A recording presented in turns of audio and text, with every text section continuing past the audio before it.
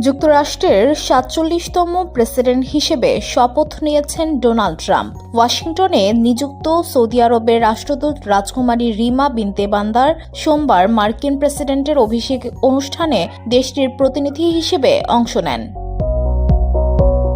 Saudi মালিকানার গণমাধ্যম Al Arabiya এ খবর দিয়েছে। এতে বলা হয়, সোমবার প্রিন্সেস রিমা সামাজিক যোগাযোগ মাধ্যম এক্সে লিখেছেন, আমাদের দুই দেশের ৮০ বছরের বন্ধুত্ব উদযাপন করার মুহূর্তে সৌদি আরবের পক্ষ থেকে আমি যুক্তরাষ্ট্রের প্রেসিডেন্ট ডোনাল্ড ট্রাম্প এবং আমেরিকার জনগণকে তার অভিষেক উপলক্ষে সৌদির আন্তরিক শুভেচ্ছা পৌঁছাতে পেরে সম্মানিত বোধ করছি।